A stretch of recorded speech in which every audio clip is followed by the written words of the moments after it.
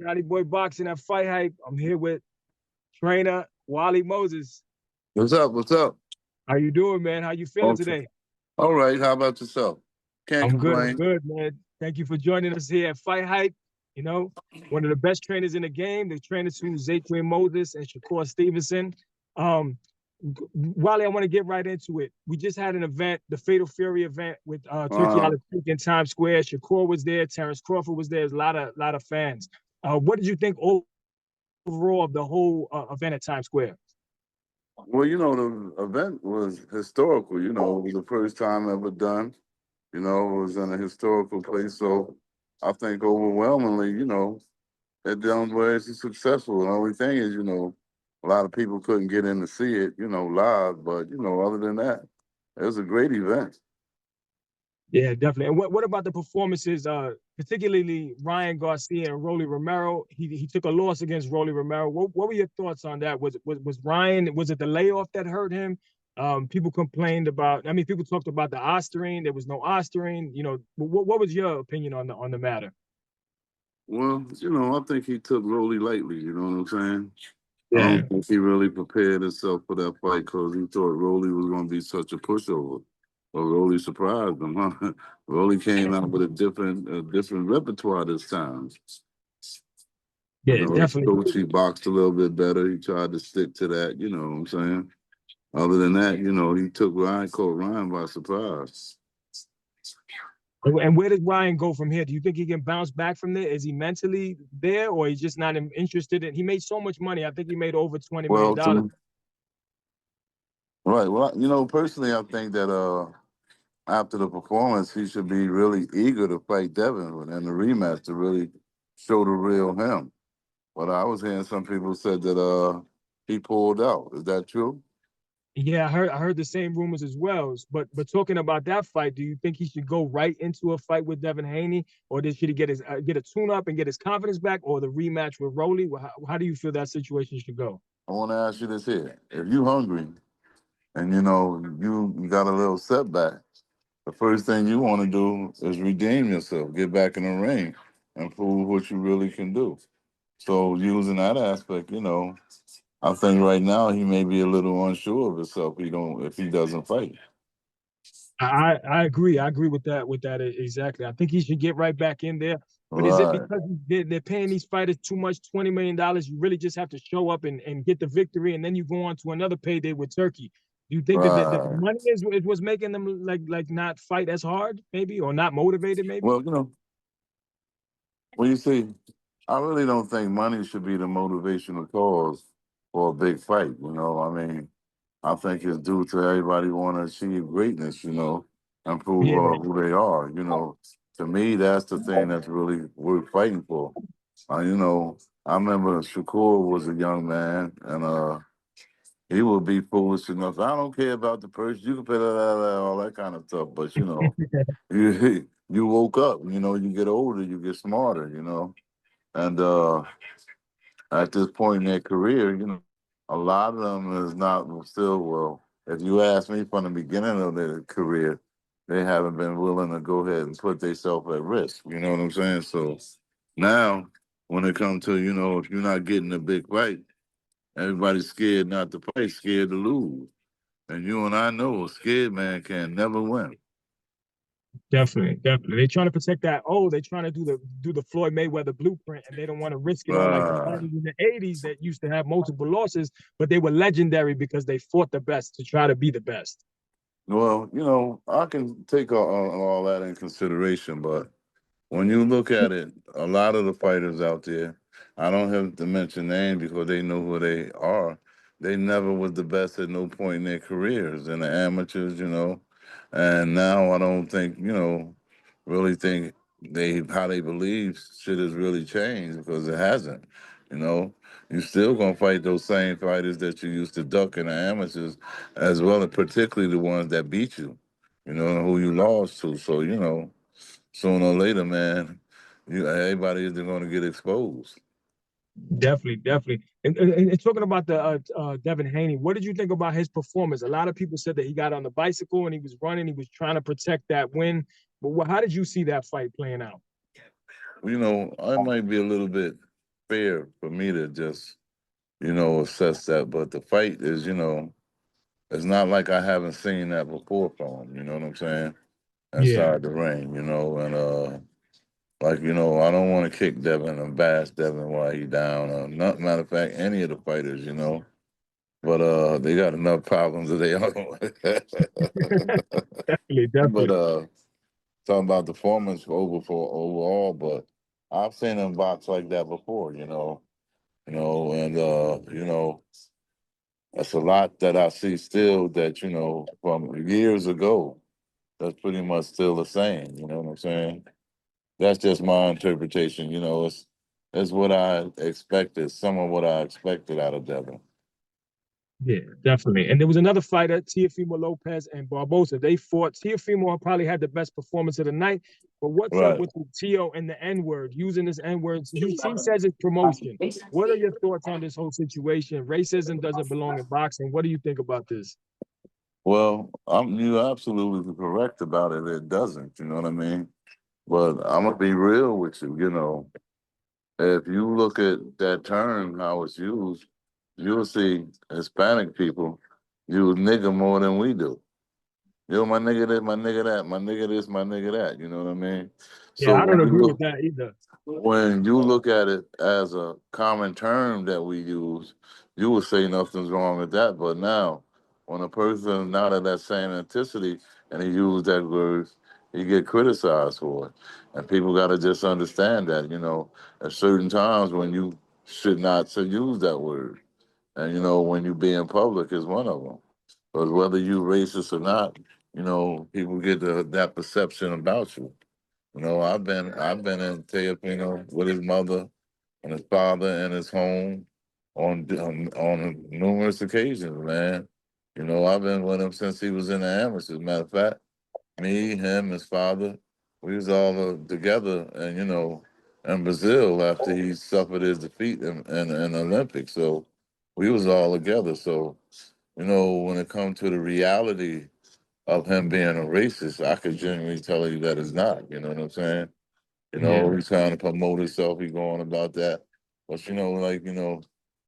some things you just can't do and you just don't do. Particularly if it's going to offend other people. You know what I'm saying?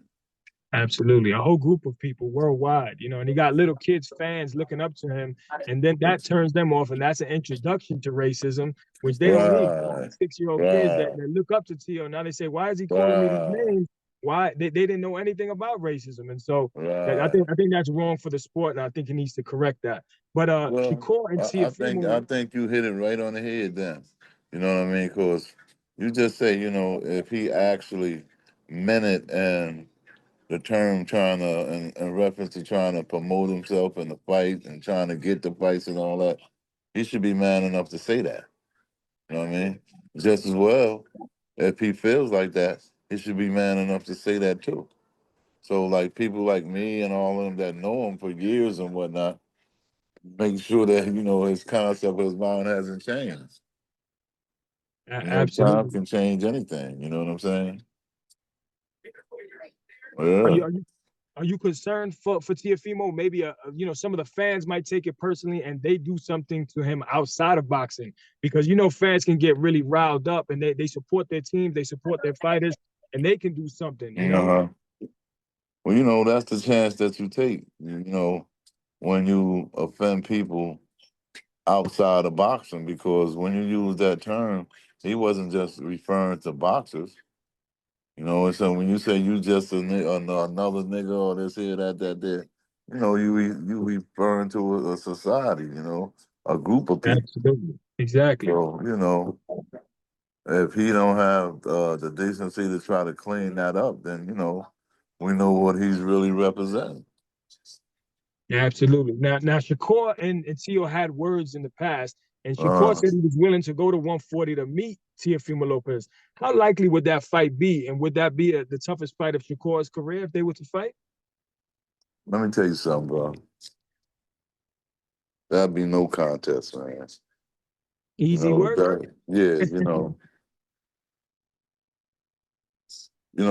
I no disrespect to Tio and whatnot, I respect Yeah, his boxing, I respect him as a fighter, and I respect him even more as a person.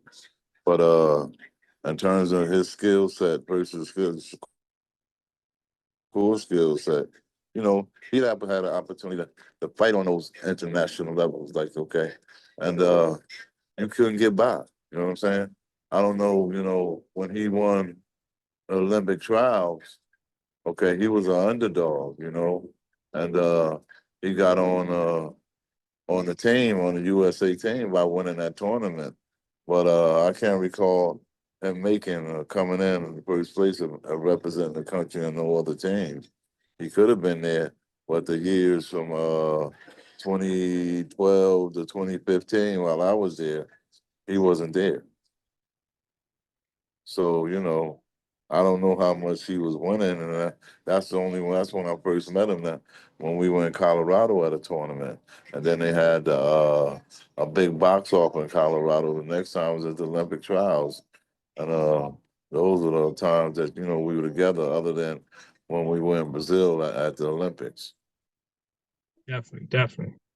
Yeah, I know we went out to California when he and Shakur turned pro. They were in California, He invited me to his house, him and his dad, and his mom. I met him. I've been there on more than one occasion, He cooked out the big steaks on the grill and everything. We chilled. Little Wow. sister, yeah, yeah. And matter of fact, he had his mom had a big map on the wall, and it had almost the whole northern hemisphere and western hemisphere, And Yeah. at that time, I said, here's Africa.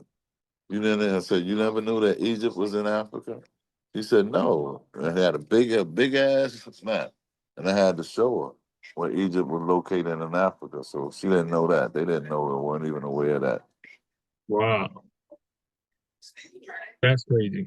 Uh, But I said, yeah, that's crazy. So, but if that fight doesn't take place, I mean, he has business probably with they're talking about Teofimo and Devin Haney uh, mixing it up. What do you think about that scenario if they get it on? Who do you think wins that fight? I think Tio won. Yeah. Yeah. Okay. His skill set I is think he better. might hit too hard for Devin. Oh, okay. Devin is not gonna stand there and go punch for punch. I'm gonna give you a prime example. So a lot of people don't look at it, but you look, man, Devin went 24 rounds with Cambosis. Yeah, And definitely. not one point did he hurt him. Now let's not forget Lomachenko went there and got him out in 7. Yeah. You feel Lomachenko beat Devin? Of course. A lot of people felt that way. I felt that way. I Yeah. thought that Lomachenko edged it. Yeah. And watch what Africa do to Cambosis. Yeah. We'll be in attendance. I was at the press conference when you called me. You called me for this Zoom, but I was at Yeah. the that's why I was interviewing Richardson. But yeah, that's gonna be Remind, a great test for him. remind you, he went 24 rounds with that guy. Didn't come nowhere Definitely, near doing damage. definitely, Cambosis, definitely. Cambosis thought he won each time, even though he didn't. But he Yeah, thought he did. He thought the fight was that competitive that he thought he won, yeah. Well, especially in Great Britain. yeah, You know what I'm saying? exactly. So Richardson is promising to knock out Cambosis. Do you think he gets the knockout? He gets the stoppage? Oh, I think there's a highly likely chance that he gets the stoppage. Definitely. That'll be an exciting fight. We're going to tune into that. But Shakur Stevenson has a big fight July 13th, I believe. It was supposed to be in Central Park, but now here it's in Queens, Louis Armstrong Theater. I'm excited about it. Uh, There hasn't been any fights there. So what do you feel that Zepeda is the toughest test for Shakur Stevenson in his career right now? He's going into that fight. He's undefeated.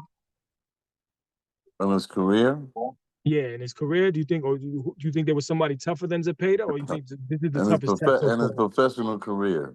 Yeah, professional career, Shakur. Well, you got to look at what you bring to the table. You know what I mean? Yeah. Because when you look at Zepeda, you know, biggest thing about him is he bring the pressure. You know, In other words, he stand right there, to be hit. He Yeah, had a lot of success probably hitting people when they wiltering up under what he done, but it's a big difference when you can hit people and people hitting you. You understand? yeah, And somebody that's not going to gas out, somebody's going to get stronger, keep going on longer and longer. Somebody is capable of throwing the amount of punches that you can throw. Somebody that's capable of punching with more accuracy than you can and more hand speed. So, with a lot of those intangibles, I think Shakur is going to really do his thing, man. This is a definitely. this is the opportunity for him to really showcase his skills and who he is, because it's really hard.